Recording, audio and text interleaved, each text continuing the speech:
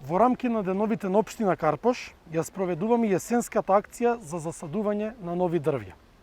Од денеска започнува садењето на 300 ореви по дворовите на основните училишта во Карпош, но и во дворовите на детските градинки. Почнуваме со садење од основното училиште Димо Хаджидимов во Влае, а продолжуваме и во дворот на градинката Пролет во Козле, како и во сите други воспитно-образовни установи. Оревите се донација од Факултетот за земјоделски науки и храна и во оваа прилика сакам да истакнам мојата голема благодарност до нив.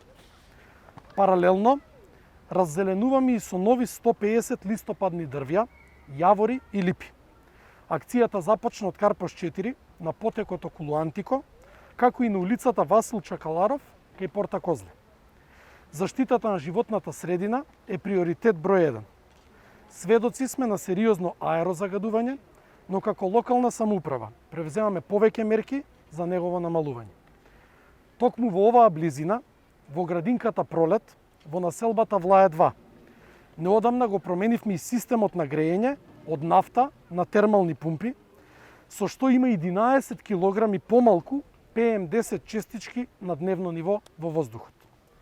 Раззеленувањето е друг сегмент, а периодов ги затворивме и најкритичните диви сметлишта, односно депонии, за да нема огнови на отворено, интензивирани си инспекцијските контроли, а градот Скопје доделува и субвенции за инвертери. Сепак, за трајно надминување на овој глобален проблем, треба да превземеме уште повеќе мерки и активности, сите заедно. Живееме во навистина чувствителен период. Аерозагадувањето се надоврзува на коронавирусот и мора да се чуваме да бидеме одговорни и совесни сите заедно.